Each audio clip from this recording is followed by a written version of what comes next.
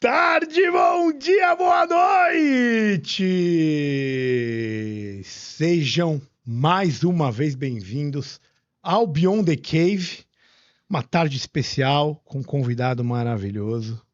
Mas antes de apresentá-lo devidamente, queria agradecer meu mais novo parceiro aqui no Beyond the Cave, que estará comigo, diria que pelo menos a cada 15 dias, né, querido Alexis Fontaine? Isso aí, Dr. Regis.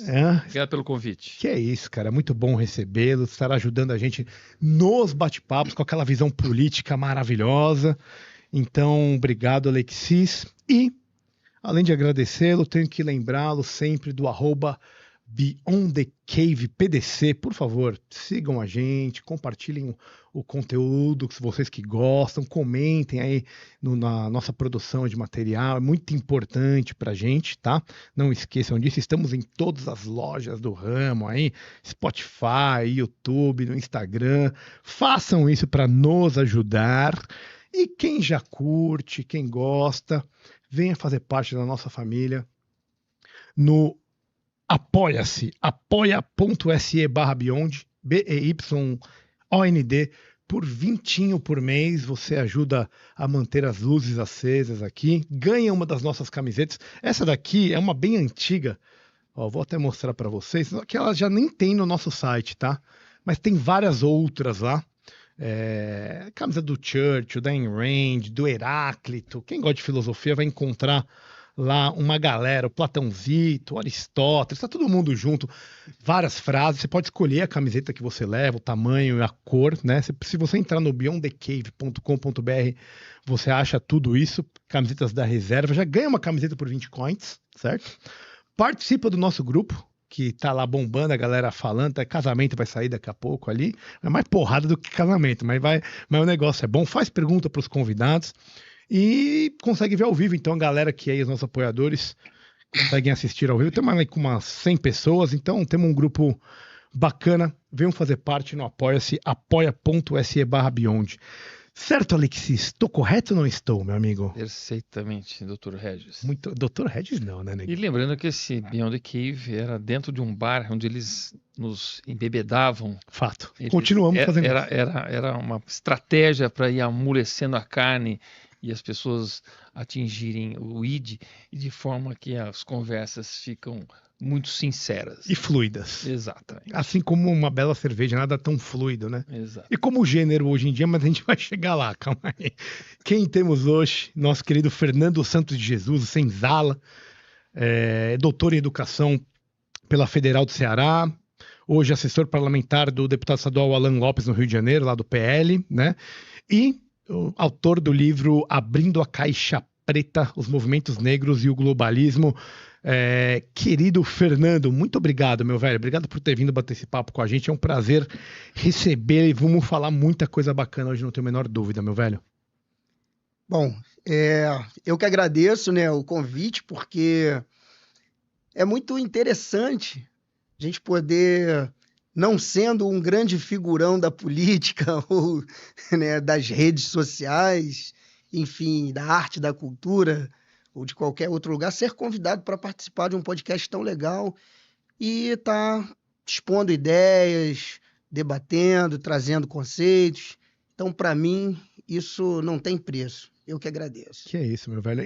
Quando eu vi teu conteúdo, eu lembrei muito do Paulo Cruz, velho. Que já teve aqui diversas vezes, um baita cara sensacional. Falei, pô, queria trocar uma ideia com o Senzala. Pode chamar de Fernando? Eu chamo como? Senzala? Fernando? Fica à vontade. Fernandão. E, cara, eu falei, puta, deve ser um cara muito interessante. Fiquei muito curioso em relação ao livro. Não o li, né? Dei uma olhada na sinopse, nas resenhas sobre. Ainda não o li, mas irei lê-lo, não há dúvidas disso. Então, obrigado, cara. Obrigado mesmo. Eu vou começar do jeito que a gente sempre começa aqui, cara. A gente sempre gosta de fazer uma pergunta um tanto quanto filosófica para as pessoas, que é, o que é uma vida boa? Eu sei que é abstrato, individual e não tão simples de responder, mas quando você ouve esse termo vida boa, o que vem na tua cabeça, meu? Vida boa ou boa vida? A lá vão ter. Para mim, cara, é uma Uma vida boa, uma vida que você tem liberdade para ir e vir, sem ter medo de inimigos te ataquem, te proporcionem algum constrangimento físico ou moral, né? Ou seja, você ter a sua consciência limpa, que você não tem dívida moral, financeira com ninguém, de que você é uma pessoa totalmente idônea com as pessoas, você tem a boa prática social, né? Não fere e nem constrange ninguém, e que você consegue ter o mínimo, consegue trabalhar, consegue desenvolver suas potencialidades da melhor maneira possível para poder gozar daquilo que os seus momentos, os seus desejos momentâneos lhe pedem, né? Então, por exemplo, eu gosto de viajar, eu tenho, graças a Deus, hoje a possibilidade de viajar para os lugares que eu quero, não em todos.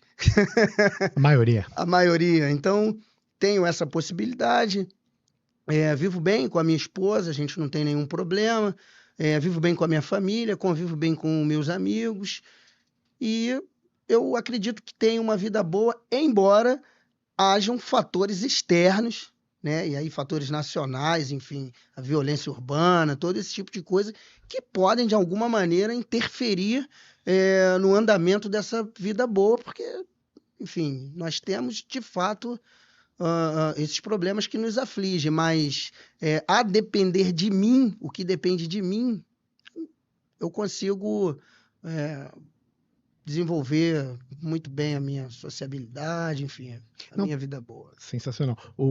É uma resposta um tanto quanto liberal e conservadora, né? Você coloca a família, né? Os seus próximos, coloca a liberdade como algo fundamental a ser buscado.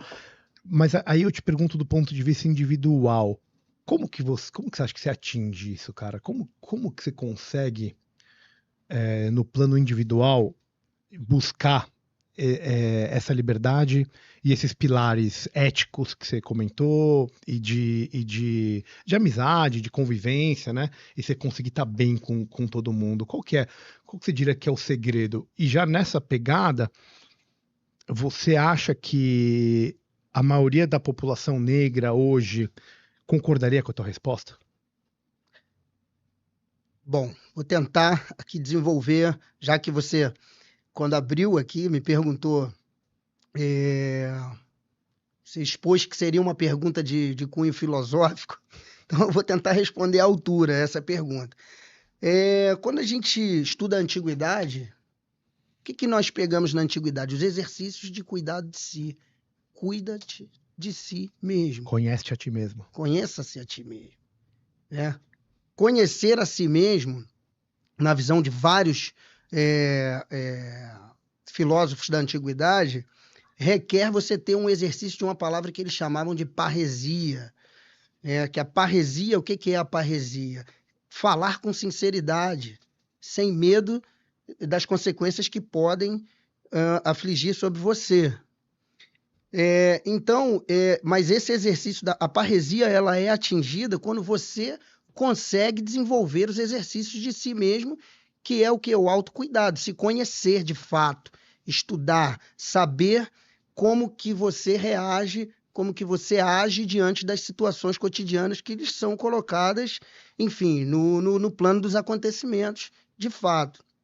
Então, a nível individual, eu acredito que realmente é o autocuidado, é o conhecer a si mesmo, entendendo que você retira do mundo aquilo que a sua subjetividade vai trabalhar para depurar e determinar as suas ações no mundo.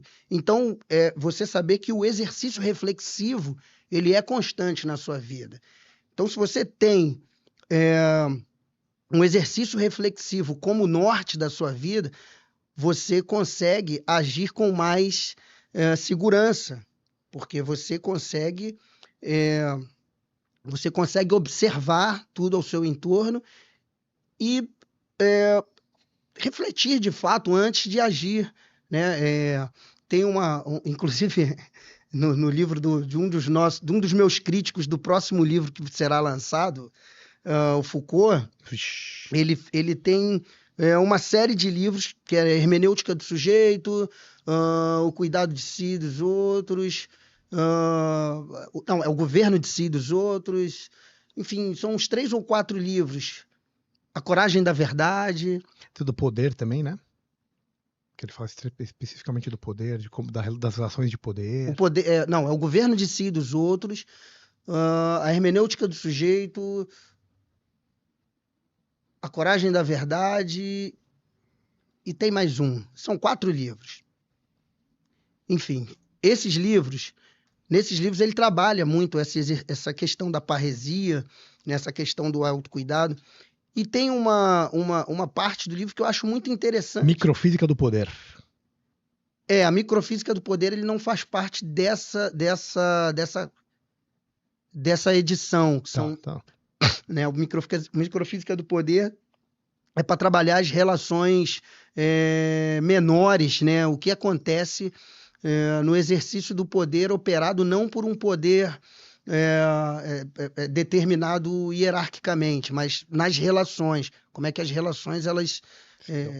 né? Então, mas nesse livro, eu acho que, se eu não me engano, é no Governo de Si e dos Outros, ele vai demonstrar o seguinte, né, relendo esses autores da antiguidade, que o filósofo, ele é justamente aquele cara que sabe tomar a melhor decisão diante de um perigo, diante de um problema, porque ele é, por excelência, um ser reflexivo. Ele consegue do logos extrair aquilo que vai retornar ao logos, mas de uma outra maneira, de uma maneira pela qual ele consegue depurar, que ele consegue refinar para tomar a melhor decisão em benefício de outras pessoas que não têm tanta sofisticação reflexiva quanto o filósofo. Então, eu acredito que no exercício individual seja isso, é você ser filósofo, tentar atingir isso sempre, né? Esse exercício reflexivo, essa coisa da gente dialogar aqui e poder desse diálogo extrair alguma coisa que você vai beneficiar o outro também a partir do momento que você consegue ter uma compreensão mais aprofundada daquilo que você entende como sendo realmente um benefício para todos. Uma vida boa é uma vida pensada, é uma vida reflexiva, é uma vida filosofal. Passa meio que por essa ideia, é meio que o mito da caverna. Tem uma frase que diz, eu não sei o autor, mas que diz: uma vida que não é questionada não vale a pena ser vivida. Sim, exatamente isso. A questão de... Então, ou seja, né, a ideia de salvação, ela passa pelo conhece a ti mesmo, e o conhece a ti mesmo passa pela ideia da reflexão, do debate, para você depurar aquilo que é verdadeiro ou não, aquilo que é ético ou não. E sempre, só para completar, eu acho que sempre exercendo este exercício da parresia. Você tem que falar... A liberdade de expressão. A liberdade de expressão. É o exercício público da razão. O Kant já trabalha isso no texto O Esclarecimento. O exercício público da razão. O Schuller kantiano, por exemplo, ele é aquele cara que está apartado do ungido, criticado pelo Thomas Sowell. O ungido, ele é um cara que é pago, que ele está a serviço de um determinado grupo para produzir verdades. Ele não é um amigo da verdade propriamente dita, né? E o Schuller, né, no qual o Kant trabalha no esclarecimento, ele é, na verdade, o parresiasta. Ele é o cara que faz o exercício público da razão, fala a verdade, independente daquilo que possa vir a, enfim, detoná-lo aí, atingi-lo de alguma maneira. Cara, incrível, muito bom. Gostei muito dessa resposta e realmente filosófica, que é o que eu acho que a maioria das pessoas fala assim, o que é uma vida boa? Elas trazem mais para a parte sensorial, né? O que elas sentem, o que é uma vida boa. E tá tudo certo, não é uma crítica direta, porque esse acho que é um primeiro estágio, né? E aí depois você passa para um estágio mais intuitivo da correlação do que realmente traz esse sentido, essa sensação, né? E no final, cara, é muito louco. Vai para reflexão, vai para filosofia, né, meu? Se você não consegue sair disso. E vai, além da filosofia, vai para os gregos, vai para os antigos clássicos, cara. E nessa pegada me traz muito o que você combate hoje, que é a desconstrução disso.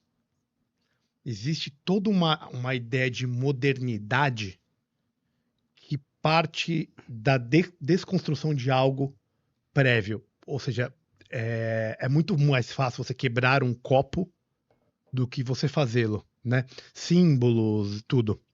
E a minha pergunta é, o que te levou a escrever é isso? Vem daí? Vem de você ver a desconstrução que a modernidade traz pro dia a dia hoje? Qual que foi teu ethos para poder meter esse livrão aí, 300 e cacetada páginas, que com certeza é muito bom, velho? Bom, eu vou te dar duas explicações aqui. Eu vou colocar a explicação real, histórica dele, e o que hoje eu tenho como entendimento do que me levou, mas que eu não tinha naquele momento, e eu consigo num inventário moral histórico perceber que eu não percebia antes.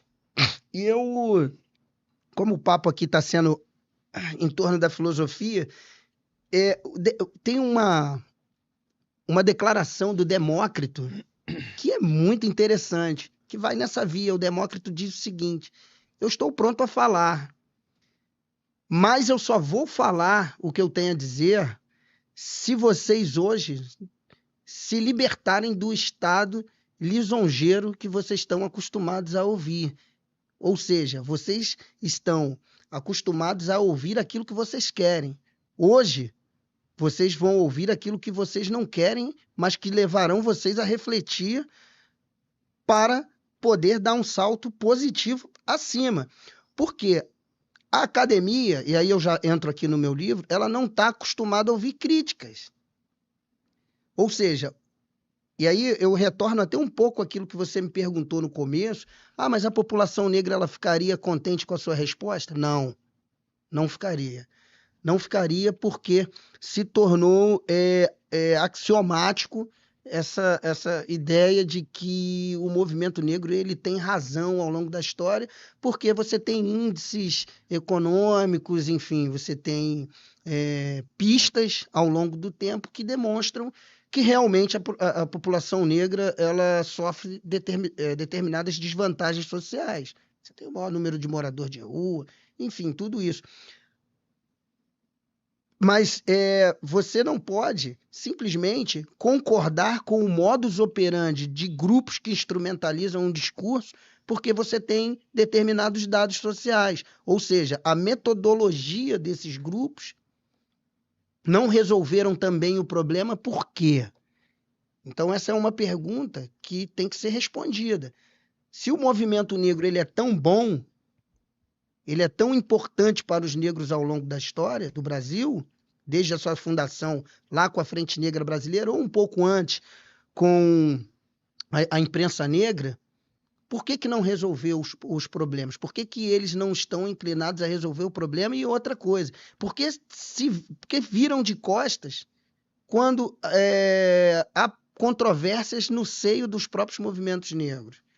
Então eu tentei ir buscando essas respostas, me contrapondo a determinados momentos históricos do movimento negro, demonstrando como que, ao longo do século XX, ele foi se transformando numa sigla de esquerda e, a partir do momento que se institucionalizou, justamente por esse amálgama, né, movimento negro-esquerda, como que esse momento da institucionalização, ele, na verdade, contribui para piorar a vida do negro. Ele não contribui para melhorar a vida do negro. E eu demonstro isso nesse livro, que foi um livro Aí eu vou entrar aqui no fator histórico dele, né? Que foi um livro escrito durante a tese do doutorado. Eu peguei muitos dados, muitas coisas aqui que eu produzi na tese de doutorado, só que durante o doutorado, uma boa parte da escrita não pôde ser parte da tese, porque já na qualificação da tese, um dos membros da banca simplesmente retirou assim, uns 60% ou mais dos escritos do meu livro, da minha tese, porque o entendimento dele era o seguinte: eu estava produzindo algo que não ficaria confinado às gavetas no meio acadêmico. Ao meio acadêmico, que as pessoas leriam.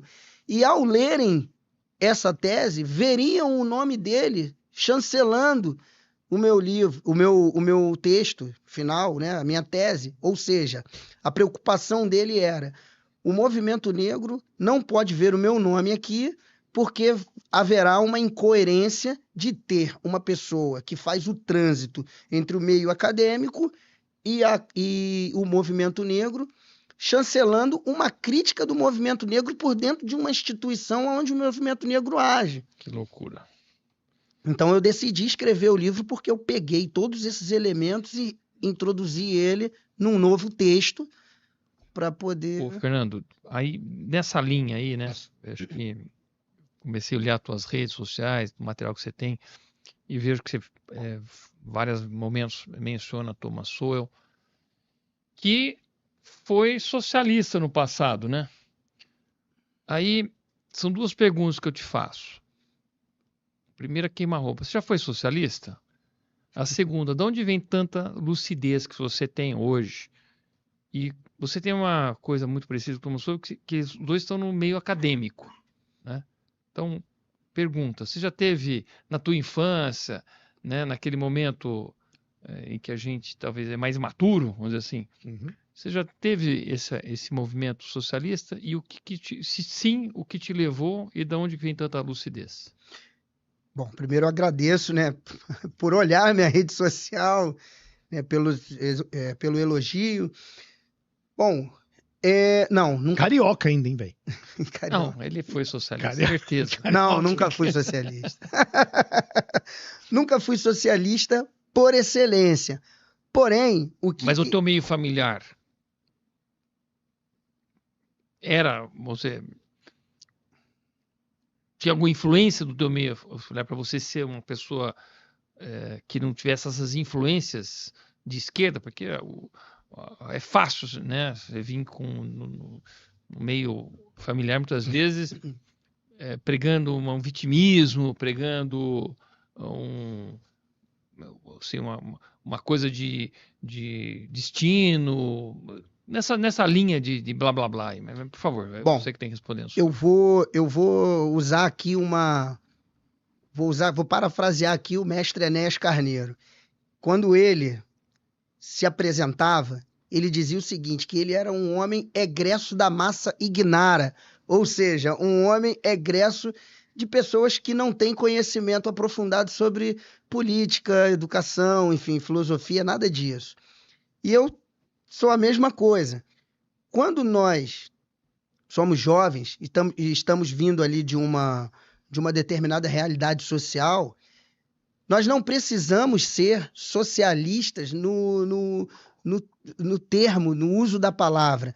Nós somos pelas nossas ações e por aquilo que acreditamos em relação à centralidade do Estado como um organizador da nossa vida cotidiana. Então, assim, eu nunca fui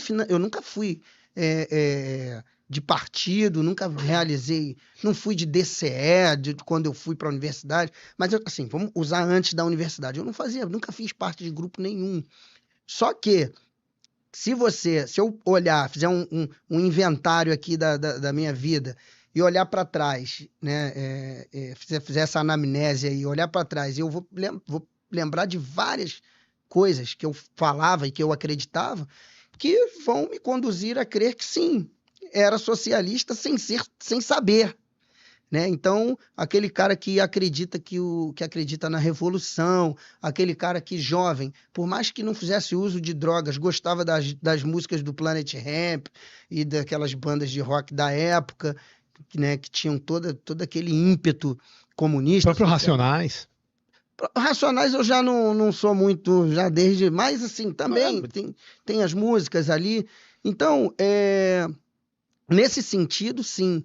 Só que a experiência nas escolas, né, de ensino médio, até de ensino fundamental, elas foram moldando, né, uma crença dessa coisa muito mais voltada à questão racial. E por isso eu fui pesquisar, né, depois, desde... Mas o que te incomodou? Porque, desculpe, insistir claro. um pouco nesse ponto. Por exemplo, eu tenho 58 anos, você tem quanto? 45. 45. Então, eu já na minha época já tinha professor fazendo a cabeça, enchendo o saco, na tua mais ainda, e acho que nas escolas do Rio de Janeiro talvez mais ainda. O que manteve você nessa lucidez de não ir só sendo conduzido pela classe de aula, pelo professor e tudo mais, que é o que a gente observa ainda mais hoje nas escolas? Eu tô querendo entender o que fez você sempre manter essa cabeça acima do nível da água e poder ter a visão lúcida das coisas e não, como dizia o Raul Seixas, não ter a mesma velha opinião formada sobre tudo. Então, eu gosto muito, e assim, tem um livro do Eric Voegelin que é muito bom, né? Em Busca de Sentido? O Anamneses. O que vai constituindo, de fato, essa tua vivência é você olhar para trás e ir percebendo como que esses rudimentos da tua própria vida empírica ela tem sentido e ela molda o cidadão lá para frente. Então, assim, por exemplo, quando você coloca o Thomas Sowell e tal, eu fui ler o Thomas Sowell muito depois, e a minha identificação do Thomas Sowell ela foi direta, justamente porque eu entendia, né, desde jovem, que nada se sobrepõe à tua empiria, cara. Por mais que você conhece diversas formas de pensar, diversas formas de agir, né? Você está em vários meios sociais que tentam imprimir em você uma moral. Você olha para a sua realidade, o que você vivencia, e você vai entender que nada sobrepõe-se às evidências. Então, você precisa ter evidências para você se organizar perante o mundo. Então, assim, quando eu lia alguma coisa relacionada a movimento negro, mas olhava lá e via que o cara branco, pobre, que conviveu comigo desde a infância, tinha os mesmos problemas do que eu e me abraçava junto comigo, e de que famílias ricas ou até, não ricas, né? Mas assim, eu tive muito contato na infância e na adolescência com pessoas que tinham uma situação econômica muito melhor do que eu e, no entanto, nunca me trataram diferente. E aí, isso faz muito sentido para mim, eu olhar e falar, cara, tudo bem, existe uma queixa, mas essa queixa ela não pode ser generalizada porque todo mundo não tem a mesma experiência. E outra coisa, cara, não é bem assim. A gente tem que entender também por que aquele sujeito que está lá naquela condição, o que ele fez para estar naquela condição, né? Quais são as evidências que me permitem dizer que há um racismo estrutural generalizado? Por que isso? Por que eu devo considerar isso se a minha vivência, a minha experiência e as evidências históricas demonstram que não? O Thomas Sowell, por exemplo, ele tem uma coisa que eu acho muito interessante. E eu sempre digo isso nos lugares onde eu vou. Cara, a situação do negro nunca foi perene. Nunca foi perene, assim como a situação do pobre. Não existe classe pobre ou classe rica. Num determinado momento, dependendo do painel econômico, social, político, isso pode mudar. Então, negros já tiveram momentos em que a população... Claro, evidente que ele está... se referindo aos Estados Unidos. Mas, por exemplo, na década de 40, você tem muito mais pessoas negras adquirindo imóveis, bens duráveis, né, carro, do que década de 70, quando as ações afirmativas elas são promulgadas. E por que que isso acontece?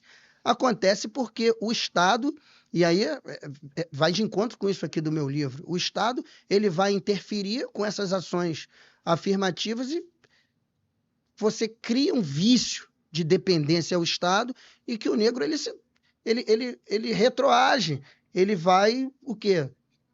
Ter filhos fora do casamento, ou seja, uma família desestruturada não leva ninguém a nada. Então, são essas análises que eu fui fazendo ao longo do tempo que foram me conduzindo por esse caminho. Ou seja, não é pelo bem da população negra, é pelo controle. É basicamente isso. Um exemplo que você falou da década de 40, mas hoje a gente vê, por exemplo, você pega NBA, NFL, todos os grandes esportes americanos, os ultra salários, cara, se você for ver, 95% são negros, cara.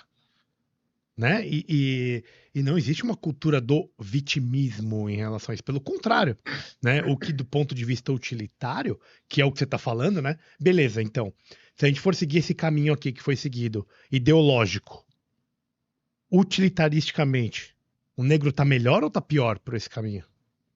Muito provavelmente deve estar pior. Não sei quais são os resultados que você tem encontrado disso, mas provavelmente ele tá pior do que ele estaria. Uma outra coisa que eu vejo, cara, você tem tanto negro bom no Brasil. Você pega, por exemplo, André Rebouças, José do Patrocínio, né? Uns caras que, no século XIX eram referência. Pô, o André Rebouças é um cara que era engenheiro, militar, lutou a Guerra do Paraguai, né? E que você poderia ser um baita de um exemplo para um menino e que ele é simplesmente escanteado, cara. Né? E eu acho que essa é a mensagem que falta, né, meu? Por que que isso acontece? Aí o cara que tá lá olhando na comunidade lá, que tá vendo que os caras que têm a mesma cor da pele dele passam pela mesma coisa que ele passa, ele olha por aquele... Por que que esse cara aqui não tá sendo o exemplo pra gente, não? Aí o exemplo tem que ser o outro, que é colocado por uma manada. É difícil você conseguir... intelectualmente, para quem intelectualmente pensa, seguir essa toada, né, cara? Você fala, não, tem alguma coisa errada aí, né? Nesse contexto, Fernando, eu queria que você falasse um pouquinho dos movimentos negros americanos na década de 60. Cara, Martin Luther King foi um cara que foi sempre... A esquerda sempre quis vinculá-lo, tomar posse de Martin Luther King. Como que você vê isso, os movimentos americanos e a influência deles no Brasil? E o próprio Martin Luther King, cara, Jr., né? Como que você enxerga isso? Não sei se você aborda também ou não. Na verdade, assim, eu não abordo com profundidade no livro sobre isso, porque esse livro, eu estou falando de Brasil. Mas não tem como você não falar de Brasil, né, do nosso panorama nacional, sem passar pelos Estados Unidos. E, sobretudo, por quê? Porque o que aconteceu aqui foi a internacionalização do que aconteceu primeiro lá. Então, quando a gente entende o panorama norte-americano, a gente vê o seguinte, que primeiro, você tem uma noção desses globalistas ali da época, e sobretudo, a gente pensa aí no Henry Ford, na Fundação Ford, na verdade nos filhos dele, né? A cooptação já começa na ANACAP, que é a Sociedade Americana ali de Homens de Cor, né? Isso também é importante dizer que movimento negro, ele vem depois, né? Era homens de cor, né? A Sociedade de Homens de Cor. E essas sociedades de homens de cor que você tem ali, elas inclusive têm um racha, e o Martin Luther King, ele está inclusive nesse contexto, a partir do momento em que os direitos civis eles são promulgados, lá em 1964, se eu não me engano. Depois de 1967, você tem algumas outras leis já também consolidadas. Então, e aí os caras que... Esse racha, ele é proporcionado pelo quê? Pela visão do painel internacional. Porque você tem ali no mesmo contexto, a ONU surgiu em 1948, mas ela está fazendo várias conferências mundiais, e dentre essas conferências mundiais ela está se inclinando, né, ou discutindo o apartheid na África do Sul, que só foi cair em 1994. Ela está discutindo também ali a descolonização dos países africanos, né, e aí você tem o Samora Machel, você tem vários, Amílcar Cabral, vários líderes ali de Cabo Verde, Angola, Guiné-Bissau, Moçambique, enfim, sobretudo desses países lusófonos, né, que são os primeiros ali, se libertar do poder colonial. Então você tem ali o movimento hippie, e aí você tem o Jimi Hendrix, por exemplo, um cara que foi cooptado pelo movimento negro inglês. Jimi Hendrix, ele fez carreira na Inglaterra primeiro, e o movimento negro inglês tentou cooptar ele, inclusive para esfacelar a banda dele. Queria que o The Experience, que era o Noel Redding e o Mitch Mitchell, o batera, saíssem da banda dele para ele formar uma banda só de negros. Tanto é que o Gypsy Rainbow, que vem depois, ele vem nessa pegada de músicos negros, que é o Bud Miles, né? Enfim, é o Billy Cox, o baixista. Então, você tem todo um painel, cara, que está mudando. E que esses caras, os grandes globalistas, eles já naquela época, eles vão entendendo que o comunismo ele não vai se sustentar durante muito tempo. Haverá um momento em que esse discurso da luta de classes terá que incorporar outras lutas, outras reivindicações da sociedade civil organizada, para eles poderem estar dentro dos estados nacionais e, sobretudo, por via das instituições. Tanto é que o maior número de negros e a pauta negra ela vai começar a poluir as universidades aqui no Brasil desde a reforma universitária da década de 1968. Né, onde você vai ter a quebra das cátedras universitárias, enfim, o surgimento das instituições, cursos novos, carreiras interdisciplinares.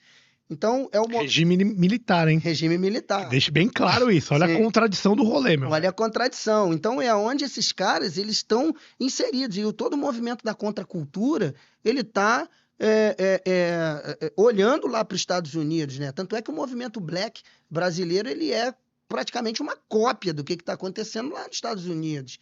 Né? O surgimento do MNU, aqui, que é o Movimento Negro Unificado, ele também está olhando para esse painel.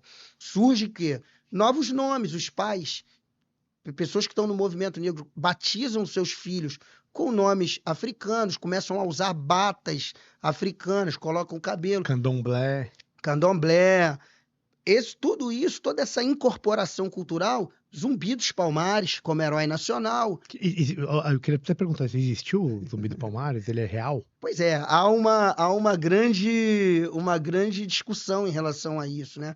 Porque Zumbi dos Palmares ele começa a aparecer na historiografia oficial do Brasil só a partir do final da década de 60. É uma loucura. Antes disso não tem. Tem Ganga Zumba, mas não tem Zumbi dos Tô chocado agora. Pois é, não Tô tem. chocado. Fui enganado esse tempo todo. Mas é isso, velho. Não, mas não é? Pois é, cara. E eu vou voltar aqui para a filosofia, só um Por favor. Não, vamos lá. Tem mais umas perguntas aqui. Só um pedacinho, pequenininho. Por favor. Juro que é pequeno. Não. Lógico, não, vai. Essa questão do Zumbi dos Palmares, assim, é só uma nota de rodapé. Ela é importante também sob o ponto de vista filosófico, porque o que molda todo esse desconstrucionismo no mundo, mas assim, olhando para o Brasil, é justamente essa ideia da filosofia da diferença, lá do Deleuze, Guattari, Derrida, desses caras. Por quê? Esses caras eles usam uma prerrogativa que se diz o seguinte: para se fazer de filosofia, você tem que inventar conceitos. E quando você constrói conceitos, você precisa de quê? De um plano de imanência, né? Ou seja, um lugar. Você precisa de um problema, e você precisa de um personagem conceitual. E é daí, cara, que a história do Brasil começa a ser reescrita. Porque você tem o plano de imanência, a história nacional, você tem o problema, o racismo, o sexismo, Os né, portugueses. todos esses problemas, e você tem os personagens conceituais construídos. Então, assim, por mais que Zumbi, vamos considerar que Zumbi não seja um personagem conceitual, mas Dandara é. Não existe nenhuma comprovação histórica de Dandara, sequer era discutida. Mas por quê? O Zumbi precisava ter uma mulher. Então você inventa um personagem ahistórico, ele não é um personagem histórico, é um personagem ahistórico, e você introduz ele na história. Então você vai ter assim, uma explicação filosófica aqui que eu estou dando para vocês, para o nosso público aí, de como que esses caras reescrevem a história. Você pega, eu fiz uma análise do livro O Avesso da Pele, que foi há pouco tempo aí, teve uma celeuma grande, nacional, porque esse livro ele tem uma linguagem totalmente imprópria para o público infanto-juvenil, e ele foi adotado por algumas escolas, e mães conservadoras denunciaram junto aos ministérios públicos dos seus respectivos estados, e esse livro depois foi retirado das escolas. O Avesso da Pele, ele é exatamente isso. E eu faço essa análise no meu novo livro, que é a Radiografia do Brasil que Agoniza. Tá para sair ainda. E, cara, é exatamente isso. A literatura hoje, essa pobre literatura, ela escreve a vivência de uma pessoa, que isso você tem a total liberdade, né, o que chamam hoje de licença poética, para você se desfazer do clássico, que tem um padrão estético, um padrão literário. Então é isso que está acontecendo, e não seria diferente com o que a gente tem na literatura do movimento negro. Ô, Fernando, eu vi nos teus postagens, muitas vezes a expressão agiotas raciais. Não, mas eu queria que você explicasse, cara. Acho que... Porra, não, é o que mais tem por aí, né, velho? Não, mas assim, me contextualiza esse agiotas raciais, hein? Desculpa. Por favor. Não, estamos aqui para dar risada. Né? É porque o termo é engraçado. Cara, agiotas raciais, eu utilizei isso, e aí, assim, vem pelas evidências, pela vivência mesmo, no meio acadêmico, de ver aqueles professores que que utilizam o meio acadêmico, o dinheiro público do meio acadêmico, para pagar bolsistas, para pagar pessoas, para levar as ideias deles, para ser satélites de ideias prontas, né? Levar para todos os lugares essas ideias, sob muitas vezes falsas, né? Falsa esperança de que essas pessoas vão ascender no meio acadêmico, ou seja, você vai afiançar para mim, que sou seu professor, a possibilidade de ascensão naquele espaço, desde que você seja o meu fiel escudeiro até a morte. Eu sou um agiota. E aí o agiota racial é porque é o cara que trabalha essencialmente nesse tema, porque existem os caciques do tema, né, que são os ungidos. Tipo o cara que não deixou você terminar a minha tese, como eu queria. Exato. Entende? Então você tem esses caciques, que são os ungidos, que o Thomas Sowell tanto fala. Ou seja, os donos da verdade. Foram dando uma autoridade para ele, que você nem sabe exatamente como é que foi isso. E num outro podcast que eu fui, teve uma coisa interessante que o entrevistador me perguntou o seguinte, ele falou, cara, mas e o agiotado? Ele não tem o interesse de ser um dia agiota também? Ele não tem o interesse de trair esse agiota? Ser um abusador também? E ir para uma outra esfera de relação? Tem. Na verdade, ele está ali se sujeitando a esse tipo de relação porque ele quer ser um agiota. Só que tem o seguinte, para você se tornar um agiota racial, você tem um caminho muito longo e talvez você não vire. Por quê? Depende de um monte de coisa. Quando o assunto é questão racial no Brasil, por exemplo, você tem já os especialistas negros que dão consultoria para tudo. E assim, e tem que ser negro, porque tem que marcar um lugar identitário daquela coisa do lugar de fala, né? Você precisa ser. E hoje em dia, mulher, precisa ser negro e mulher. Então, quando você se torna esse ungido, para você perder esse lugar de ungido, é só quando você se aposenta ou você morre, meu irmão. Você, uma vez ungido, para sempre ungido. A renovação desses quadros, eles vão vindo a partir do momento que esse ungido bota a mão na cabeça de outra pessoa, que ele vê que tem a possibilidade de dar uma continuidade naquelas ideias e que não vai trair aqueles que pagam, que financiam, para que esse discurso seja um discurso oficializado, ele chancela que essas pessoas sejam ungidas. Por exemplo, o Silvio de Almeida, ele não era um cara que aparecia no debate público há alguns anos atrás. E só fala merda. Para variar. Mas ele aparece por quê? Porque ele foi chancelado já por uma tradição de outros intelectuais negros. Quem que financia esses caras do ponto de vista internacional e nacional? E como que isso se dá na prática? Cara, eu não tenho como ser preciso, né? Porque, pelo digo, né? Não precisa, sem botar nomes, né? Não tô sem... porque são as grandes fundações, cara. Você quer ver uma coisa? Se você pegar o currículo de intelectuais negros que fizeram doutorado no início dos anos 2000, você vai encontrar um grande número de negros que fizeram doutorado e pós-doutorado na Universidade do Texas. Todos na mesma instituição. É mesmo? É. Não acredito. É sério? Sério. Do sério. Texas, carai? Do Texas. Austin, Texas. Austin. Pode procurar ver. A capital, né? Uma grande parte. E outra parte estudou na Universidade da Califórnia. Aí tá explicado. Porque o primeiro núcleo de estudos pós-coloniais, de estudos étnico-raciais... Deixa eu ver quem financia aqui a Universidade do Texas. São da Universidade da Califórnia. Então, você tinha aqui, já no Brasil, por exemplo, na UERJ, no meu tempo da primeira graduação, primeira vez que eu entrei na faculdade para estudar na UERJ, já existia lá o Laboratório de Políticas Públicas, que tinha que já tinha uma prerrogativa, uma sigla que era PPCor, Programa de Políticas da Cor. Pode procurar na internet, Programa de Políticas da Cor, que era uma série de publicações dessas pessoas que iam fazer esses intercâmbios fora e que escreviam sobre a questão racial para o Brasil, financiado pela Fundação Ford. Então, você tem assim uma rede gigante que leva essas pessoas para o exterior para poder ter esse tipo de formação. Outro exemplo, e aí mais antigo do que isso que eu estou dizendo, é quando a gente pega as pessoas que faziam doutorado, quando o doutorado ele não tinha tempo para acabar. O mestrado ele era 4 anos, acho que o doutorado era 6, antigamente.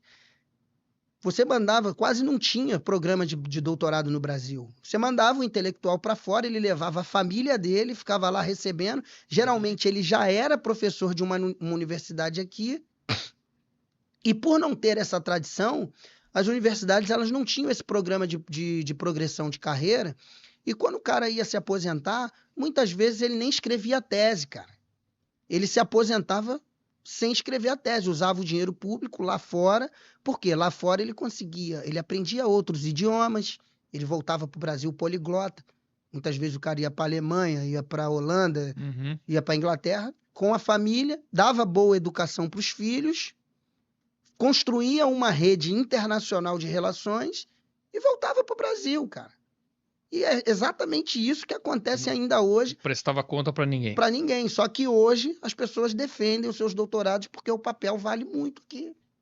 Cara, que doideira, velho. Agora, desculpe. Não, por favor, vai lá, pode ir. Não, porque assim, nesse nosso papo aqui, eu vejo que você nada contra a maré, né?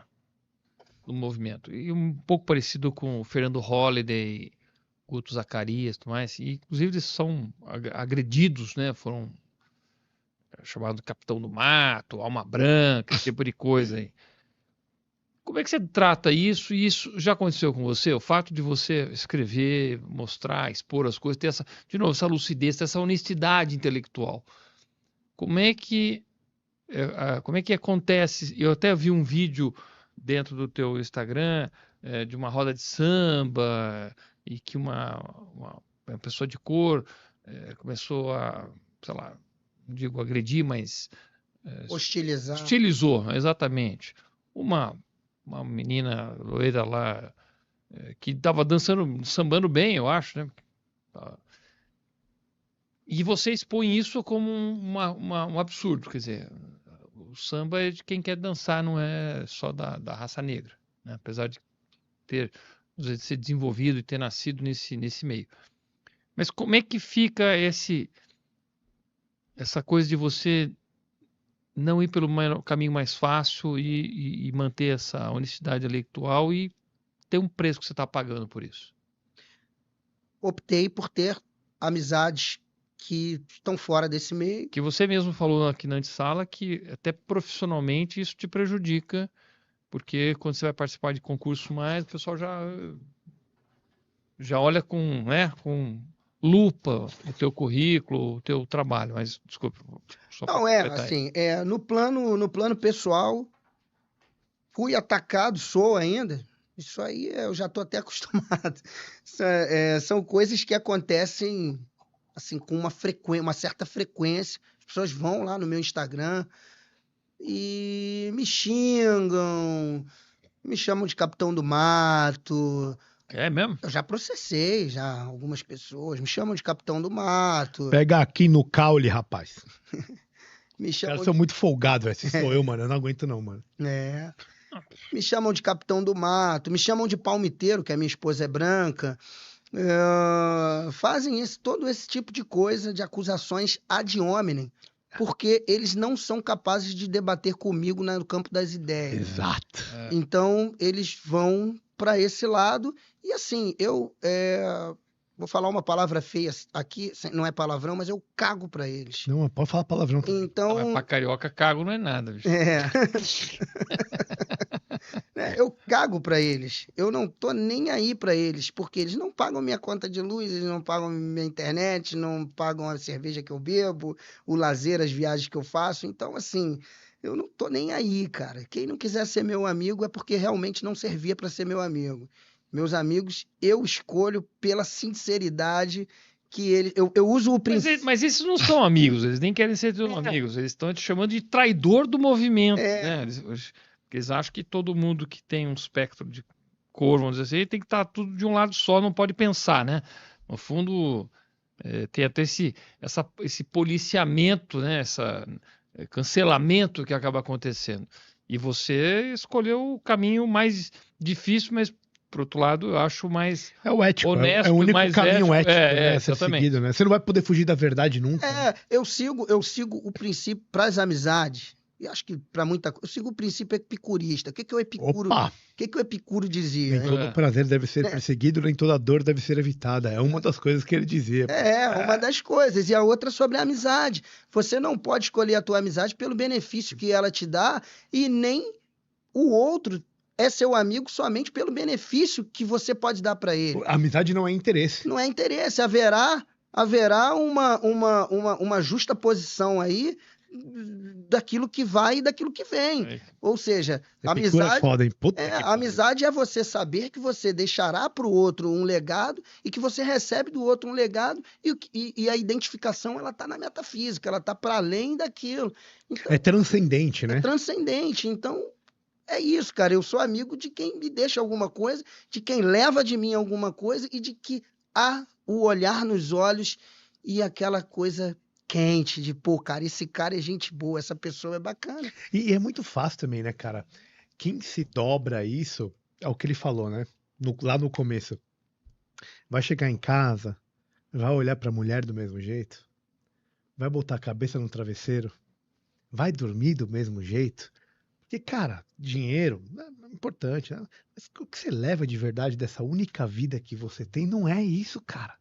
Como é que você consegue você se encarar, você, né? Se você fizer isso dessa forma, é meio que é difícil falar isso hoje em dia porque o mundo é muito materialista, né? Culpa dos marxistas, diga-se de passagem, não é verdade? Sem dúvida. Virou tudo materialismo, né? Então Mas no fundo, e os gregos falavam isso, a questão não é material. Ela é metafísica, caralho. A metafísica é a mãe da filosofia. Não é verdade? Mas é interessante, quando você fala aí do marxismo, e aí, assim, até para explicar essa ideia do racismo estrutural, que muita gente não sabe explicar de onde vem isso. Boa, ótimo, acho legal pra caralho. Isso também é um problema, inclusive, entre os negros de direita, tá? É mesmo? A negada de direita tem frase pronta. Não sabe explicar. Essa questão do Marx, né? Racismo estrutural é uma tese marxista por excelência. Por quê? Porque na ideia do marxismo, o que é a estrutura? A estrutura ela é realmente a base simbólica de uma sociedade. A infraestrutura é a material, só que para ele é a estrutura que determina como será feita a infraestrutura, como se dá a infraestrutura. E a superestrutura é o quê? O resultado disso tudo. É a materialização num campo institucional. Então, quando o primeiro lá, o Stokely Carmichael, na década de 70, e aí absorvido aqui pelo Silvio de Almeida, eles vão trabalhar essa questão do racismo estrutural, eles vão dizer o quê? Que as bases ocidentais, elas se dão por um simbolismo pelo qual o negro é visto e massificado como um ser inferior no plano simbólico, e quando isso se traduz para o campo da infraestrutura, traz desvantagem para o negro, justamente porque lá antes, nas bases estruturais simbólicas, o negro ele já é inferiorizado. Então, a superestrutura, que seriam as instituições, seriam todas elas montadas de modo a prejudicar o negro. Essa é a explicação da tese. Mas não faz sentido, né? Não faz. Mas essa é a explicação da tese de racismo estrutural, tá? Assim, só para deixar claro que há uma metafísica aí nessa teoria marxista, só que o resultado dela, ela é essencialmente materialismo. E aí você retira que essas bases metafísicas, elas existem outros caminhos, que elas também se reorganizam no próprio decorrer da história. Enfim. Queria te perguntar uma coisa, assim. Qual que é a saída, cara? A gente discutiu muito, né? A base, como... Por que eu pergunto? Porque, assim, eu, pessoalmente, é minha visão, não sei se eu tô certo ou não, né, cara? Eu acho que o brasileiro, no geral, principalmente, inclusive o cara que tem mais dificuldade, ele me parece muito mais cristão e conservador do que o outro espectro da moeda, tá? A outra face da moeda. Mas, ao mesmo tempo, eu não consigo ver a influência dos pensadores, por exemplo, você, Fernando, e outros que conseguem atingir essa galera tendo um resultado muito direto, né? Do ponto de vista utilitário, tá? Consequencialista, tô falando. Por isso que eu pergunto, e aí, cara? O que a gente tem que fazer, né? Como que a gente consegue colocar de verdade na cabeça da base da população que eles não estão enxergando a realidade, entendeu? Qual que é o nosso caminho?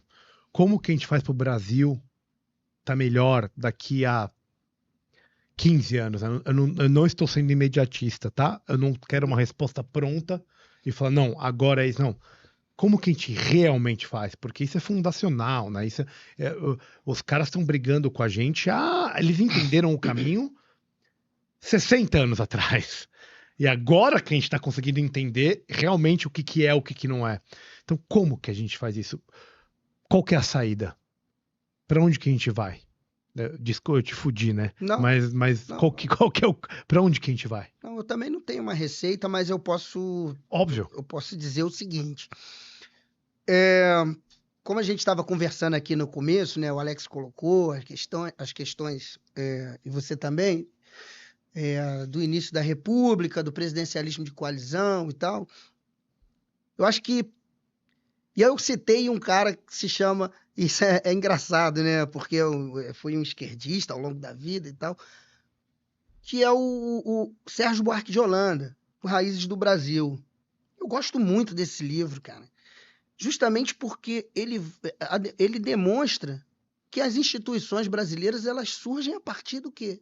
Dessa ideia do compadrio, né? Das relações, que você também citou, dessa microfísica do poder, do que está acontecendo aqui e agora. Eu sou o dono da fazenda, exerço um poder sobre você que é um tutelado meu, mas que ao mesmo tempo fala comigo, oi, senhorzinho, né? Com essa ideia do diminutivo como uma lisonja. Eu chamo ele de senhorzinho porque eu também quero tirar um proveitinho dele ali.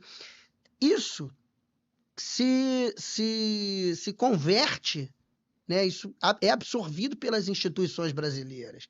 E a partir do momento que isso é desenvolvido, é absorvido, isso vai moldar o caráter do brasileiro historicamente durante o século XX, cara. As instituições durante o século XX, elas são fundadas a partir do compadrio, da ideia de que eu vou ali no deputado federal para ver se ele me fura a fila do médico ali.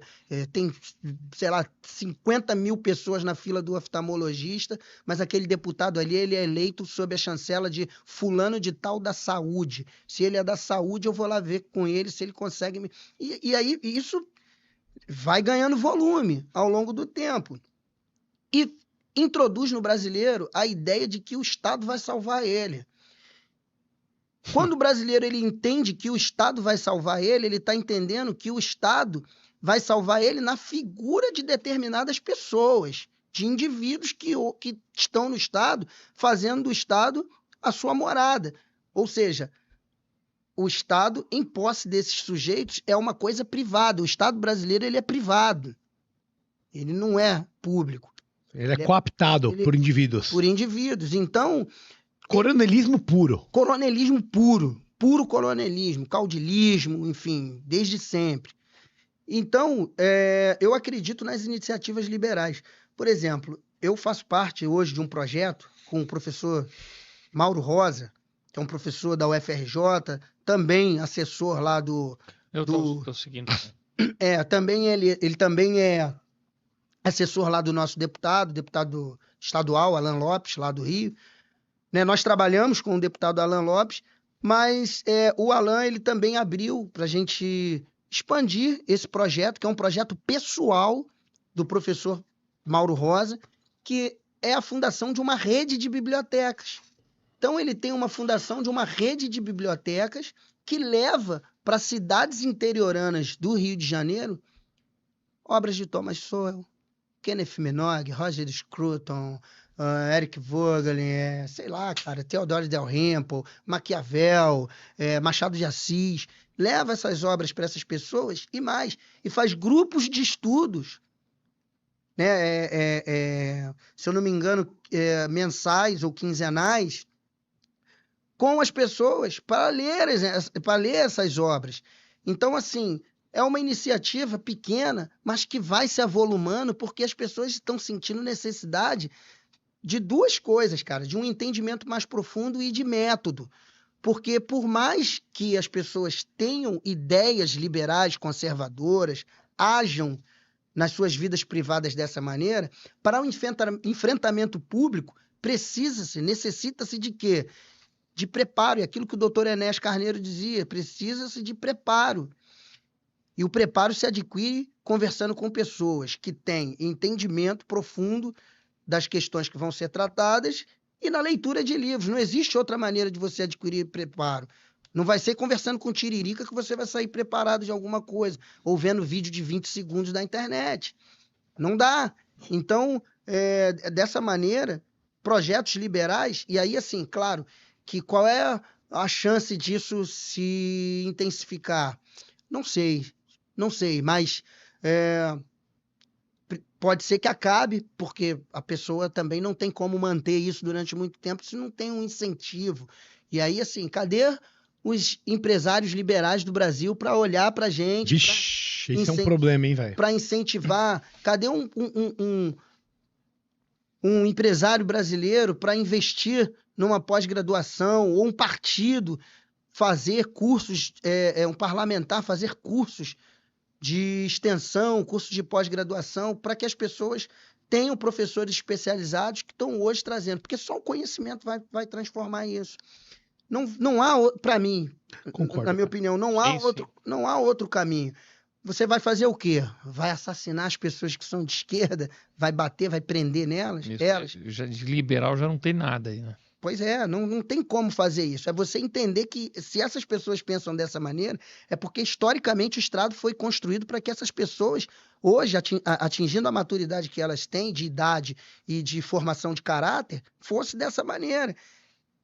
Reze, ore, agradeça a Deus que não estamos tal como eles estão, e vamos fazer alguma coisa para tentar, pelo menos, para daqui a 15 anos, essas outras gerações possam ter uma saída alternativa ao que a gente tem de oficial doado pelo Estado. Eu queria primeiro fazer uma pergunta para você, depois eu queria fazer uma provocação para o Alexis aqui.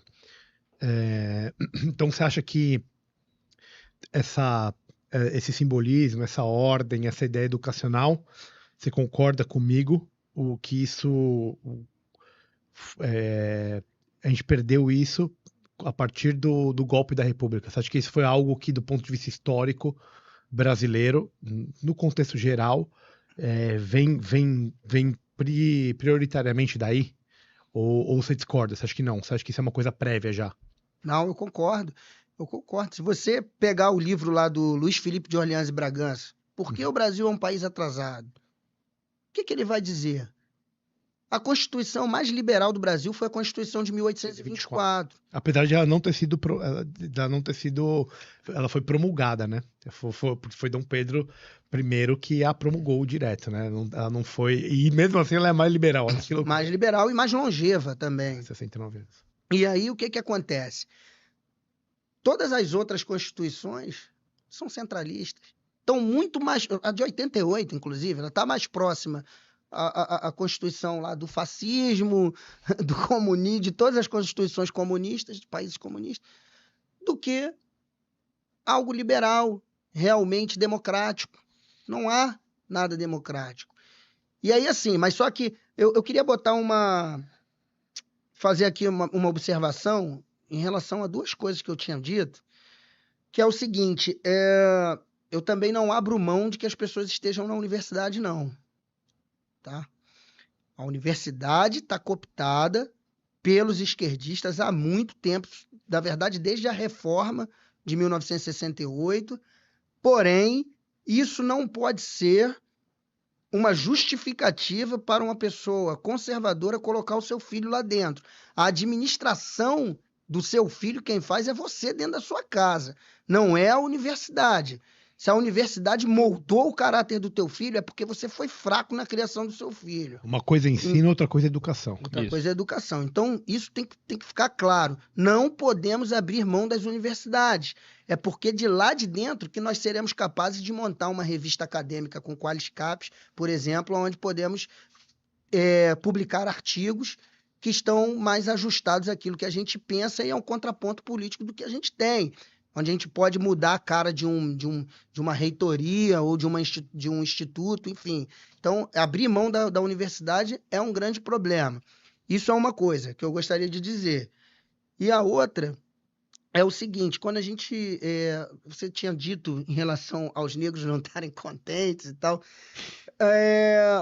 eu acho que é preciso entender que o que foi dado, o que é dado hoje pelo Estado, oferecido, e aí eu estou falando em termos de profissão, sobretudo para os negros, entendendo que nessa balança econômica os negros constituem hoje a maioria dos desempregados, enfim, das pessoas com baixa renda.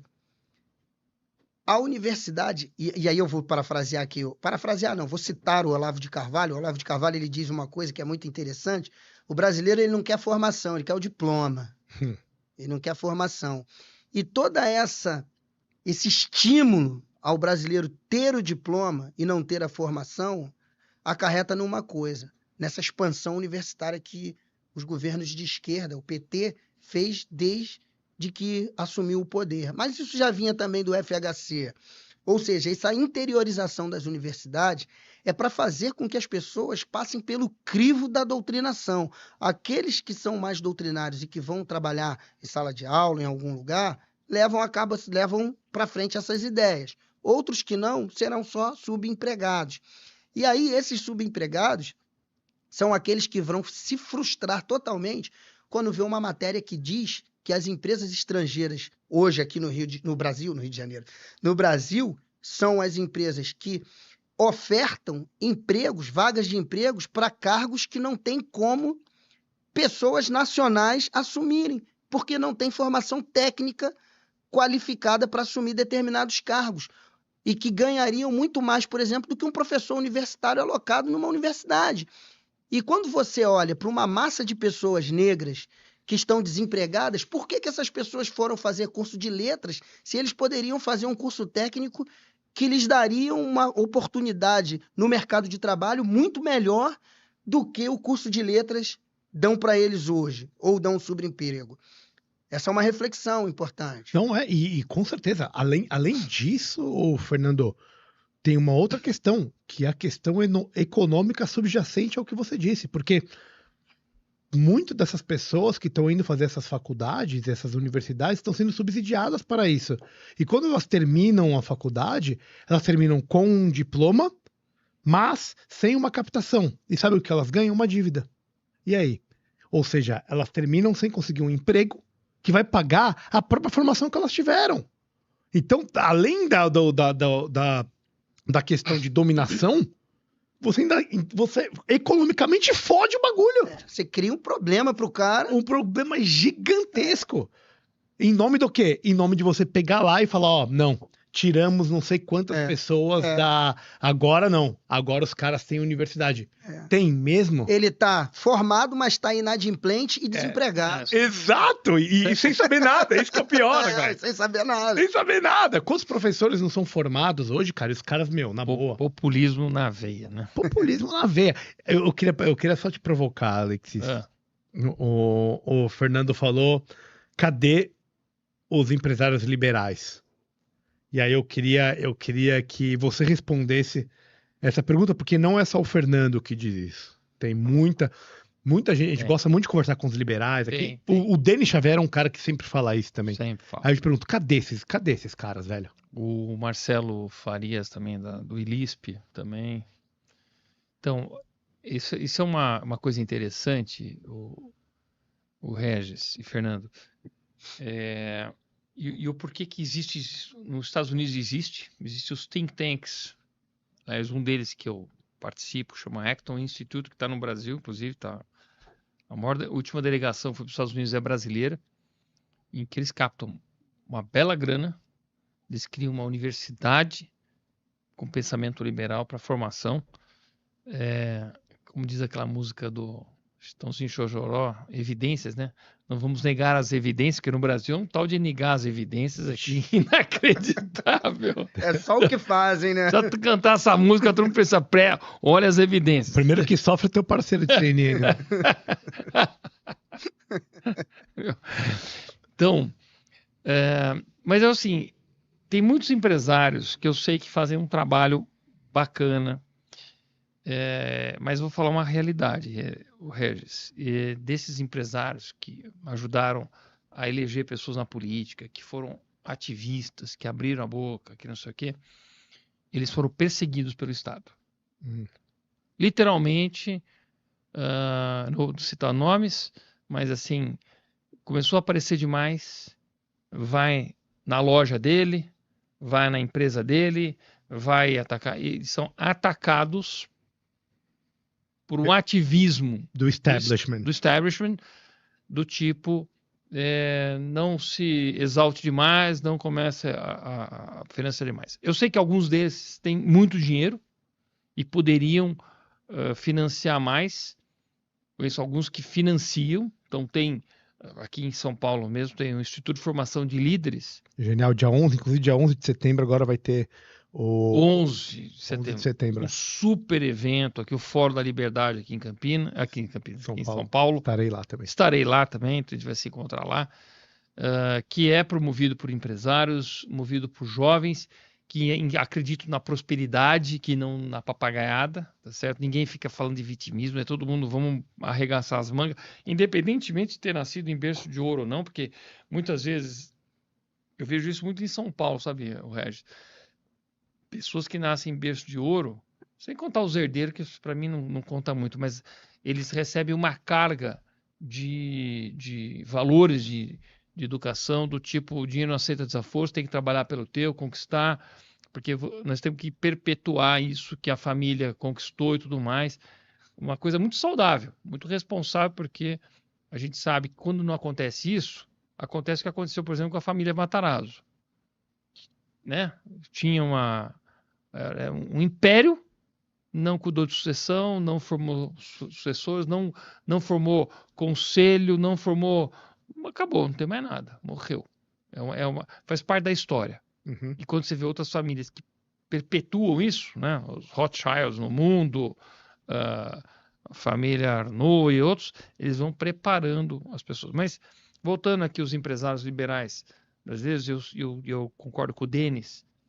O Denis é um pensador, um cara que ele tinha que, no fundo, ser financiado o seu trabalho por pessoas que têm muita grana e que ajudam nesse movimento. Aí você pode falar, mas isso não é liberal, você está falando de assistencialismo, você está falando... Não, a gente tem que imaginar... Não, sabe por que não? Porque isso parte do princípio individual. Sim. O cara individualmente quer financiar. Sim, ele não é obrigado, por isso que é liberal. Não, então, justamente. E mas essas organizações de think tank, que são bem americanas, não tem, o Brasil é muito ruim nisso. Eu não sei se é por causa de alguma lei tributária, do tipo assim, se você doar dinheiro para isso, tem que tributar. E nos Estados Unidos, não. Aqui no Brasil, qualquer filantropia é chamado de pilantropia, né? Quer dizer, não, mas é verdade, os caras falam que isso aí é para lavar dinheiro, seu malandro, é fundação, sem vergonha, para não pagar dinheiro. Então, assim, já vai um olhar negativo em cima das coisas. Mas quando a gente olha nos Estados Unidos, os caras fazem grandes doações para as universidades. Sim. Aqui no Brasil, você fazer doação para a universidade é encrenca. Sim. É encrenca. Veja, eu sei da Unicamp, mas era estadual e tal. Mas lá, quem fizer doação para aquilo lá não consegue direcionar. Fala, eu gostaria de doar para pesquisa de vacina, dengue. Não. Jogou aqui dentro a gente que decide o que faz. E é um antro de esquerdista, Unicamp, que me desculpe. Amigo, mas eu não quero que meu dinheiro vá para pesquisas que não sejam focadas, onde eu quero saber se os resultados vão ser obtidos. Então, esse tipo de coisa que aí fala, ingerência, você não pode ingerir. Não posso ingerir? Não pode. Também não tenho meu dinheiro. Pronto, acabou. Perfeito. Agora, outros movimentos, por exemplo, como o EFL, ou mesmo esse ECTO Instituto, que eles têm uma ligação e tudo mais, eu vejo alguns empresários fazendo essas doações, mas eles têm que fazer muito caladinho, porque se começar a se exaltar demais, a encrenca arma, viu? Os caras não querem perder uma fatia do bolo, né? E eu acho o seguinte, mesmo o Denis, outros, o próprio Rodrigo, o Saraiva Marinho, né, o Adriano Paranaíba, sempre, que trabalhou com o Novo, com a gente. Os caras do Mises, né? Mises, exatamente. Então, veja o Mises, né? O Hélio Beltrão criou outro, mas hoje eles tocam o negócio. Tem que ter um produto também, tá certo? Os think tank tem um produto, quer dizer, tem uma coisa que é vendável. Quem vai botar dinheiro lá quer ver resultados, não é fundo perdido também. Eu acho que tem um pouco dessa filosofia. Mas o Brasil, de fato, a filantropia é uma coisa mal vista e mal estruturada e que talvez nas questões, eu acho que tem questões tributárias aí que impedem isso. Perfeito. Talvez tenha que ter reformas para poder dar esses movimentos. Tem uma coisa... Por aí. Posso? Lógico, você deve. Tem uma coisa interessante também, na fala aqui do nosso amigo Alexis. O meu irmão estudou na Unicamp.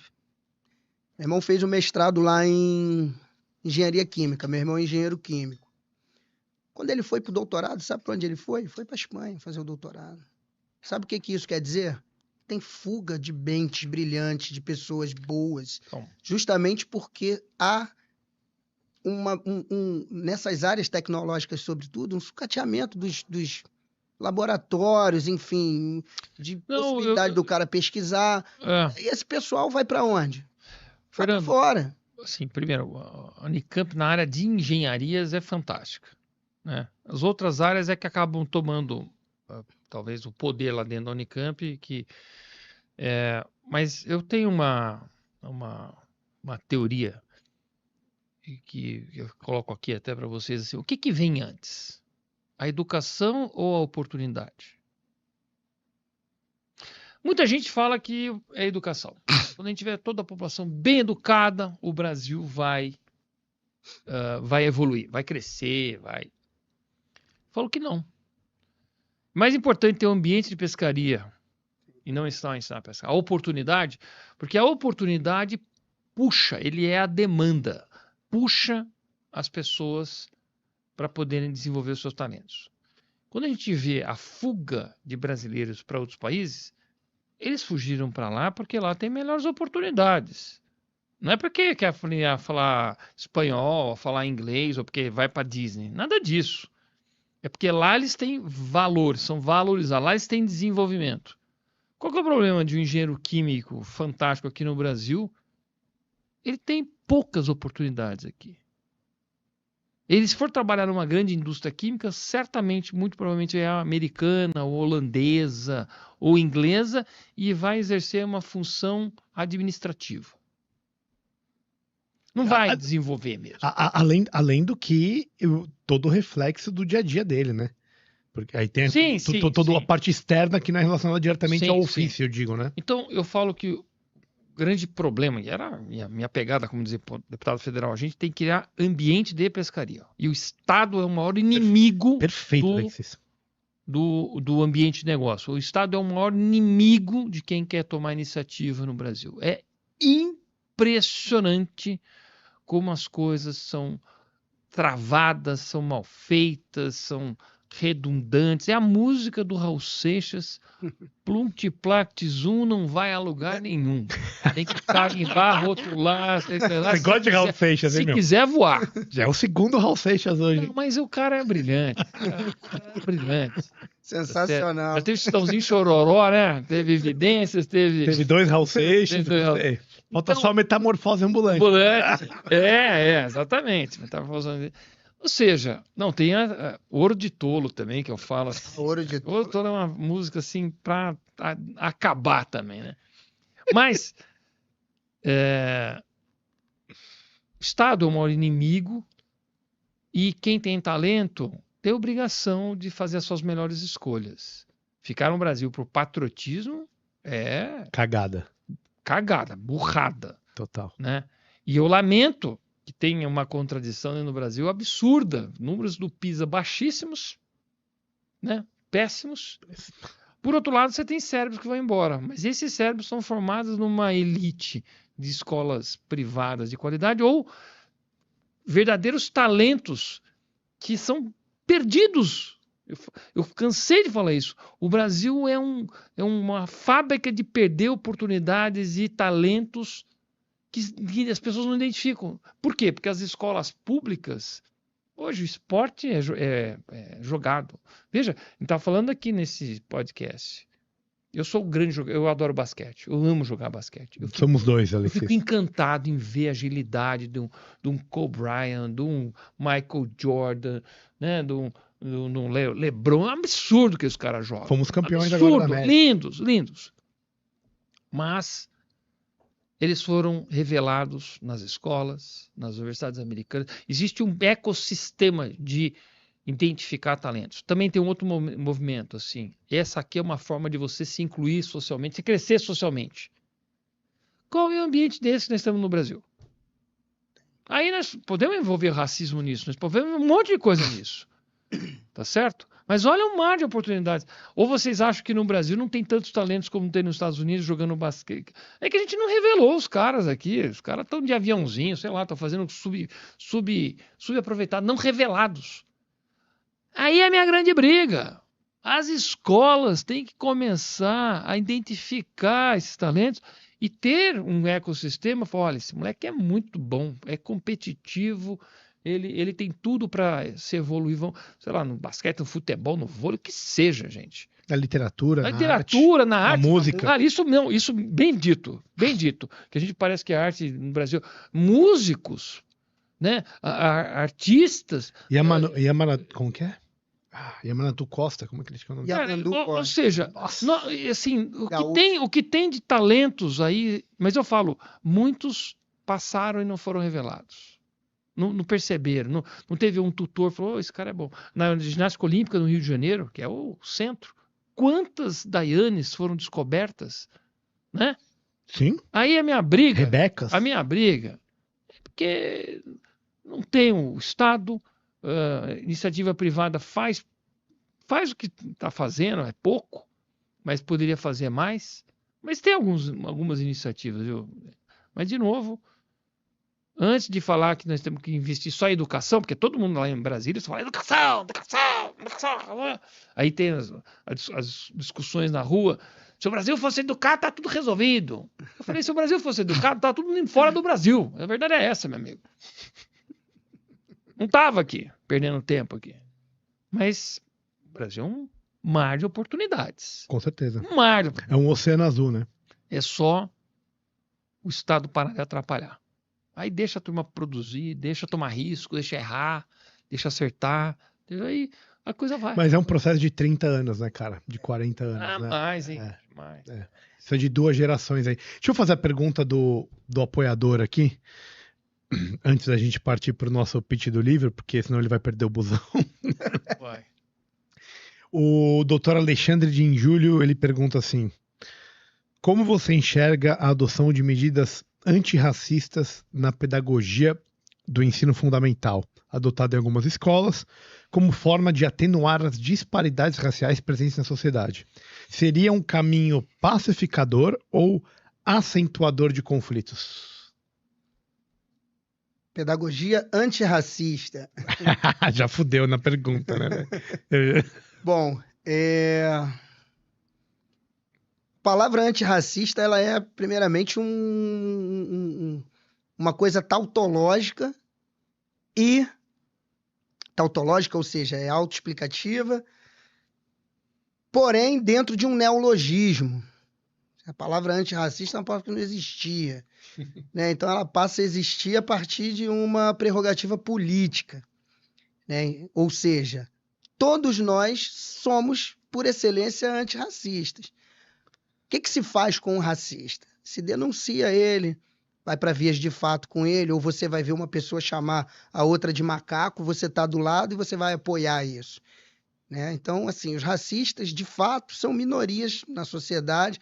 O racismo acontece de forma episódica, então ela não precisa ser combatida com medidas afirmativas. Já existe lei. Então, se você tem uma lei, é só você denunciar quando tiver frente a um caso de racismo. Então, quando você tem uma política antirracista dentro de uma pedagogia na escola, é para alguém ganhar dinheiro. Você tem aí uma necessidade de colocação de profissionais ali dentro que vão entrar por ingerências políticas, ou seja, pessoas que são indicadas, que fazem concursos sem transparência. Você vai ter um mercado editorial produzindo alguma cartilha conveniente a um grupo, gastando dinheiro público para alguém se beneficiar com esse dinheiro. E, no fundo, você não está mudando nada, porque você vai dentro de uma escola, por exemplo, adotei na escola X. Quantos casos de racismo tem na escola X? A escola tem 100 anos, nunca houve um caso de racismo dentro daquela escola. Você está gastando dinheiro para combater o quê naquela escola? Então, particularmente, eu não acredito em educação antirracista. Muito bom. Eu acho que eu já sabia dessa resposta. Genial, animal. Cara,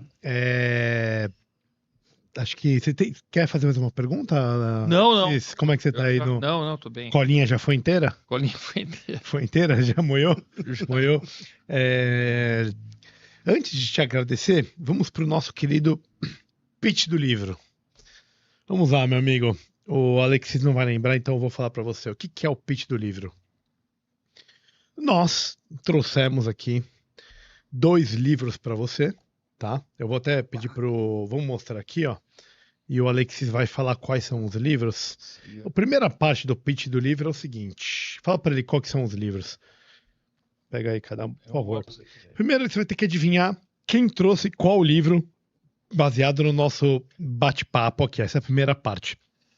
Quais são os livros? Esaú de Jacó, do nosso querido Machado de Assis. Tem esse aqui que é Face Oculta do MST, de Pedro Pôncio. Bota aqui também pra galera ver, tá? Então a primeira parte é você vai adivinhar quem trouxe qual livro. E depois de adivinhar, ou não, no caso é 100% ou 0%, né?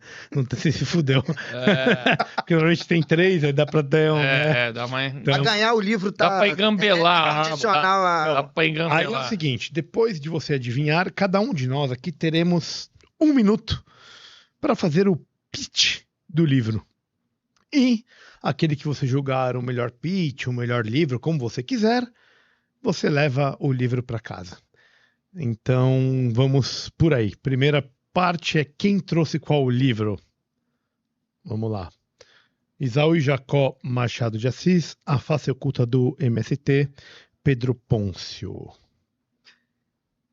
Bom, como o convite me foi feito pelo Regis, e talvez por analogia ele achou que eu tivesse uma pegada um pouco mais política do que filosófica,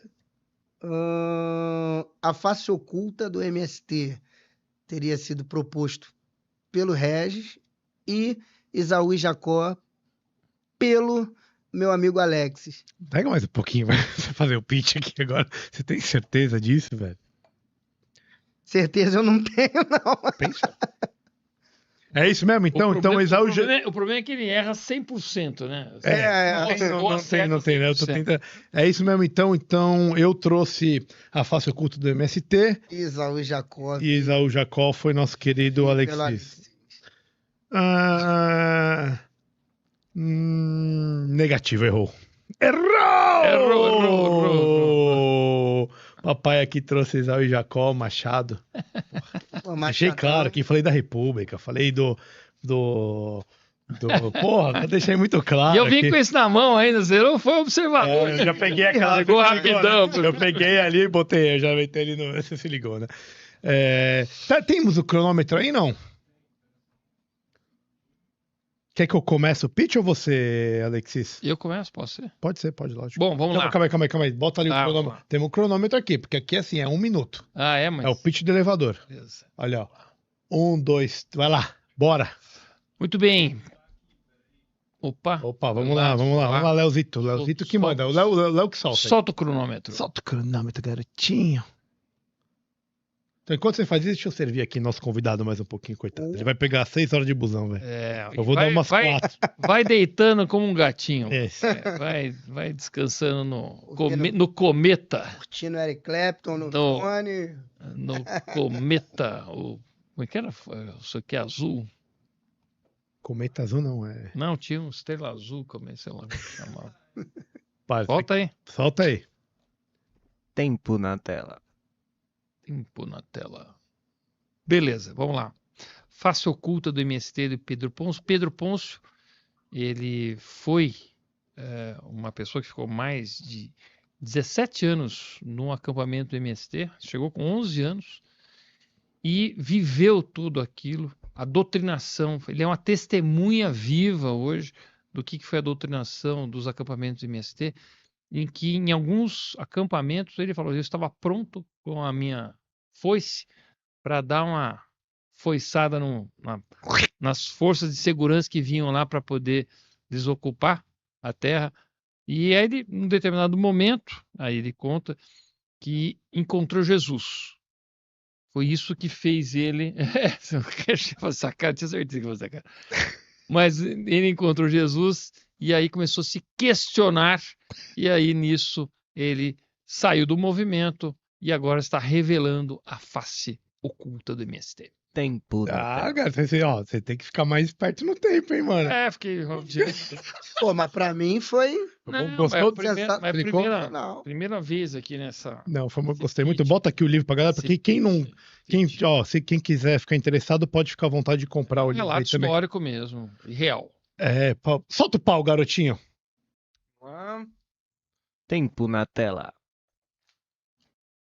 Irmão, obviamente eu te trago um dos maiores negros da história do Brasil, tá? Machado de Assis. E por que que eu te trouxe esse livro hoje? Porque ele conta, na verdade, esse livro foi lançado em 1904, um dos últimos romances dele. Ele conta a história dos dois gêmeos, Pedro e Paulo, que vem do ponto de vista político, qual que é o problema do Brasil, né? Um monarquista e um republicano, que foi o que a gente conversou hoje, e o que dá brecha para todo o entendimento de todo episódio que a gente falou hoje é exatamente isso. É o como a gente perde a identidade. E o Brasil fez isso lá atrás, em 1889, quando perdeu a identidade que ele realmente tinha. Quem fala isso não sou só eu, não é só Machado de Assis, é também Gilberto Freire. Então eu acho que ele representa muito bem a divisão que o Brasil vê hoje no dia a dia. Então por isso que eu trago o Esaú e o Jacó para você, tem tudo a ver com o nosso episódio. Esse é meu pitch. Sensacional. E aí, meu amigo, agora é o seguinte, qual pitch que você quer, qual livro que Vossa Senhoria vai levar para casa? Rapaz, vocês me colocaram numa encruzilhada, né? Aqui. Mas é sempre assim, para terminar tem que ser desse jeito e depois você vai falar do teu livro pra galera também. Bom, eu vou escolher o Pedro Ponço. Puta que pariu, Mas meu não- caralho. Mas somente Pelo pitch. pela apresentação, pelo pitch, mas porque eu fiquei curioso. Eu tenho esse livro do Machado em casa, embora eu não tenha lido, eu não li. Livraço, hein? Ele é um livro da minha esposa, inclusive. Ela que leu, eu não li. O livro tá lá. Mas eu escolho aqui e agradeço já de coração. Que é isso, pô. Imagina. Pô, parabéns, meu. Já chegou ganhando. Já vir aqui, né? Você já chegou ganhando do campeão do negócio, porque eu sou o maior campeão disso aqui, cara aí. O meu foi 100% de aceite. Bom, fez a escolha pobre, mas tudo bem. Brincadeira. Fernandão, velho. Primeiro, queria que você falasse um pouco do seu livro. E depois eu queria te agradecer, cara, não só por ter vindo aqui, mas pelo trabalho que você faz. Você é um cara brilhante, dá pra ver, né? Foi um bate-papo muito rico, assim. Acho que a galera que acompanhar vai conseguir tirar muito proveito das coisas que você disse. Gostaria de ter, às vezes, falado um pouquinho mais de filosofia, mas a gente pode ter outros encontros que a gente aborde outros temas filosóficos. Mas, cara, sensacional, você tá de parabéns. Espero que você tenha muito sucesso na vida que você merece. Do ponto de vista individual, do profissional, familiar, e que tua trajetória seja brilhante, assim como você demonstrou ser, cara. Obrigado por ter vindo aí, viu, velho? Eu que agradeço. Pô, sensacional. Já sabia que ia ser bom, mas é interessante que eu aproveitei que estava em São Paulo. Aí eu falei, beleza, casou uma coisa com a outra. E foi ainda melhor do que as minhas expectativas. Então, Que bom. sensacional. Desejo mesmo aí para vocês. Eu olhei lá, cara, os entrevistados, pô, Paulo Cruz, Denis, só gente de primeira. Meu amigo Carlos, venezuelano. O Carlos José Leone. Eu vi isso aí. Também. São pessoas que estão aí, né? Enfim, tem uma rede melhor que a minha, tem um caminho já consolidado e que eu gosto, sigo e tiro várias inspirações, inclusive. Então, para mim é um privilégio. Para mim é um privilégio estar participando. O privilégio é nosso, meu irmão. E agradeço. E para falar aqui do meu livro, primeiramente, eu tô doando o livro aqui para vocês de presente. Expõe ele aqui. Se eu soubesse que eram 2 pessoas, eu traria 2. Peço até. Não, fica tranquilo. O Alexista tá podre de rico, ele vai comprar. Mas eu posso depois, na outra oportunidade, trazer. Inclusive, só provocação. Inclusive, eu tô lançando outro, né, em breve, que é a radiografia do Brasil que agoniza, né, onde eu vou demonstrar que existe, quando a gente fala aí de Machado de Assis e tal, que hoje em dia a Academia Brasileira de Letras está povoada de outras pessoas, tem a Academia Brasileira de Cultura, que é a tentativa que a esquerda tem de formar uma nova vanguarda da cultura e da educação para quem os jovens lá na frente se identificar com esses caras que estão sendo erigidos hoje.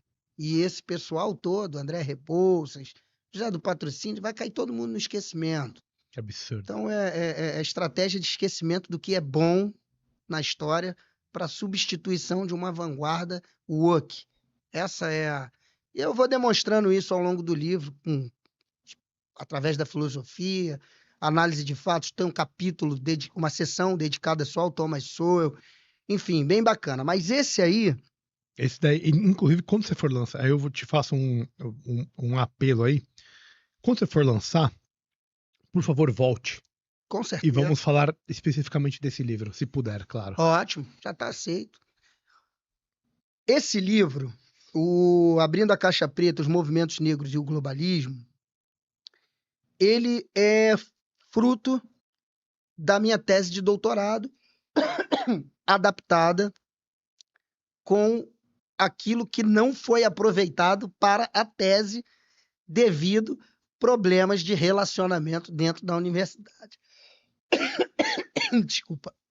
Então, esse livro, ele foi totalmente adaptado, eu retirei algumas coisas, porque ele, na minha tese de doutorado, eu passei um tempo em Montevidéu, no Uruguai, entrevistando pessoas lá, para fazer um comparativo entre as políticas públicas educacionais voltadas para a população negra no Brasil e no Uruguai, pelo prisma das pessoas de movimentos negros lá e cá, que estiveram na Conferência de Durban em 2001, uma conferência da ONU, que é a conferência-chave que marca a adesão desses estados para essas políticas como cotas raciais, né, a Secretaria de Educação Continuada, Diversidade e Inclusão, que é a SECADI, existe até hoje aqui no Brasil, né, e lá no Uruguai a Lei 11.000 e alguma coisa, que é uma lei de 2016,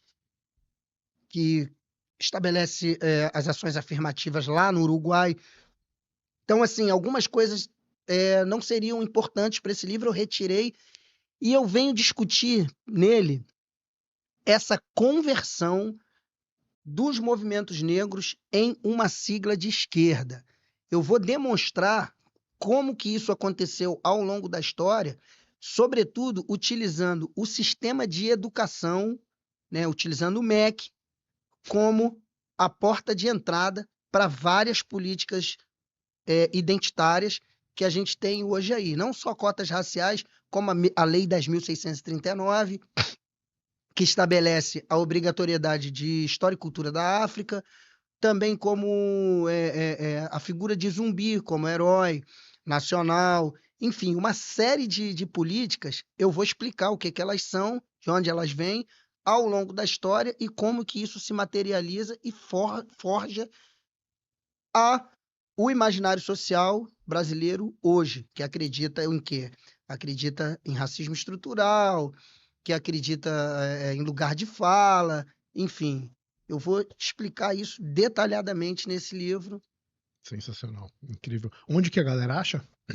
Hoje ele está sendo vendido na Amazon no formato Kindle. Uma bosta, não comprem Kindle, comprem livro físico. Eu também prefiro. E o livro físico você encontra pelo portal Wiclap. O Wiclap, ele não é uma editora. Eu não tive editora, né? Ninguém quer publicar isso aí. Mesmo porque eles ainda comem uma grana. Se fudeu, né? Você não vai ganhar nada com a editora. Pois é. Então ele está sendo vendido no Wiclap. O Wiclap, ele é como se fosse uma gráfica editora.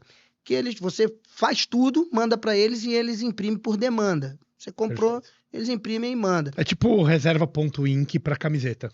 É por demanda. Por demanda. E é importante também dizer, ele tem um prefácio aqui do William Douglas, tá? Que é um grande jurista aí brasileiro, ele é desembargador, é o cara que é o brasileiro que passou em maior número de concursos públicos. Que doideira. cara passou em não sei quantos concursos aí, Cara, dezenas de concursos. Irei. Então- Sabe falar qual que é onde que acha mesmo? Qual que é o nome? Portal Uiclap. WeClap. WeClap. W-E-Clap. C-L-A-P. Não, Uiclap.